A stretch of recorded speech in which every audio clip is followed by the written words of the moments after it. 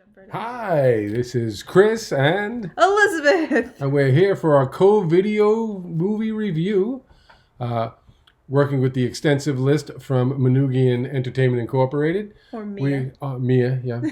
We are up to a movie that I've seen many times. This is my first time. I watched it in a weird way, but yeah, it's my first time seeing it. Okay, so I sat down to watch it again. It's a classic.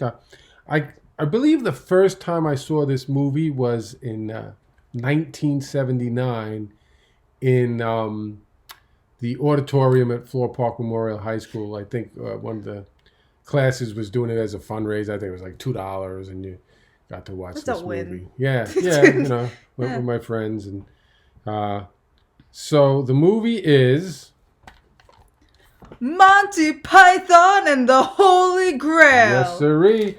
Very, very well-known comedic endeavor with such, it says pure comic genius on here from the Chicago Tribune. And some, very famous comedians, John Cleese and Terry Gilliam and Graham Chapman.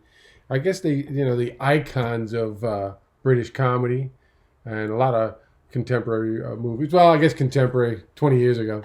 Yeah, when they were, relevant. Yeah. So we're excited to review this movie. Previous to watching the movie, did you know anything about it? I knew a couple of the quotes, such as, this is only a flesh wound, and I feel like I knew others, but for some reason I'm not thinking. Oh, I knew about the horse thing, how they don't have horses, and instead they just, in the beginning, they have like coconuts or whatever. Oh, yeah. Just like, yeah. I remember. And I saw that one scene in your forensics class. Oh, with the witch. With the witch. She's a witch. Yeah. Well, she looks like a witch. I got better. She turned me into a newt. Yeah. And there's so many lines I know from this movie. I've seen, I don't know how many times I've actually seen the whole movie as opposed to bits. I even had a T-shirt at one time with the knight whose all arms and legs are cut off and says his blood of flesh wound. I don't know how I got that shirt. It's definitely, a movie that I grew up with in my adolescent years. And something that I just know from everyone else talking about how great it is. Yeah, so I guess it's like, something, if you're going to make a list of movies you should watch, this is one of them. It's like a classic. Yeah. All right, so here we go. We're going to give our review of Monty Python's The Holy Grail. And The Holy Grail. Oh, and The Holy Grail. Not like the show Monty Python's Flying Circus. This one says Monty Python and The Holy Grail. Is Monty Python a person? No, not in the movie. Huh. And I don't know if it's the director these cool video art. Oops. You killed it. I killed it. Yeah, it's got a cow on it. Is it cow on it? Yeah, I think they throw that at the French guy. They do throw it at the French guy. So, there's so many things you remember, especially if you were about my age, about Monty Python and the Holy Grail. So here we are reviewing this classic movie. And drum roll, please. And when I say, wah!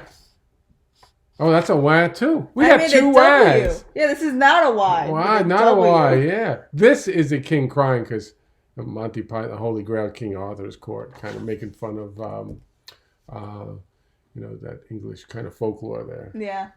So anyway, I'll let the fresh mind tell you her ideas about why she wad it. So I was like, when I was watching, so I actually watched it in 2 bits. I watched half the movie up to the point of the Knights of Ni, and then I stopped watching. Knights who say Ni. And I watched it to that point. I stopped watching it for like months, and then I came back to it for this list. I started from that point where they're like, we're the Knights of Ni, and watched the rest of it. I think that speaks to it a little bit, like, you didn't even finish it. No, I did not. I was like not interested. Like some of the jokes are funny. She's got huge tracts of land. There's a couple funny lines. My favorite one being the guy that's sitting there and he's like, "This is but a flesh wound. You have no arms." Like I laughed. I thought it was funny, but like overall, like I wasn't interested in what they were doing. I could care less. It was like, it felt more like a YouTube channel and like, here's my comedy bits that we strung together for a feature-length film. I think it became part of my culture, that movie, or the Monty Python brand. But I have to say, watching the movie sitting down, it was kind of boring. Even though I knew all these lines from the movie and things that I would say, oh, that's funny. Overall, sitting there and watching the movie, it just didn't wow me. I think it's the first wow I've given so far in our series. Yeah, it's a first wow, and it's a double wow. And I feel that my contemporaries are going to, comment a lot about how could you not like this movie. But it just, looking at it from a fresh eye, it really isn't that great. And the ending's funky. You know? It just ends like abruptly. It's just like, and it's over. And you're like, what happened? Wait a minute. Yeah, that's kind of weird, the ending. And well, I get one of the things is I think when I first saw the movie, I probably was like, I don't know if I liked it, because there's so much banter in the movie going on that you got to see it a few times to kind of pick up all the different lines. But this is an iconic comedy, and in the end, I couldn't recommend it. No, I wouldn't watch it again. Like, even if a friend was like, do you want to watch Monty Python? I'd be like, how about we watch something else? I mean, it might be something too if I was watching it with a bunch of my friends and we were sitting around, having a good time. Having a good time. Maybe it'll be a little different because we'd be playing the lines off each other and stuff like that. But overall, I have to stick to my first wah of the year. Yeah. My video review. Your pictures are always so much better than mine. Well, yours is more like a letter, though. It is a letter. My baby. She gave me a letter. All right, folks. Thank you very much. Please leave a comment below. And as always, I invite any of these people involved with Monty Python, if they want to come over the house, like say Monty Python wants to come over. I don't know who you are, John Cleese, but your name sounds really familiar. Yeah, he's in a lot of things. Faulty Towers, really funny stuff. So, again, Monty Python and the Holy Grail. Wow. And please, in the comments, tell me your favorite joke for the movie, because I'm just curious. Very good. Have a great day, all. Looking forward to seeing you next time for our co-video review from the father and daughter Yeah and Wah team. Woo!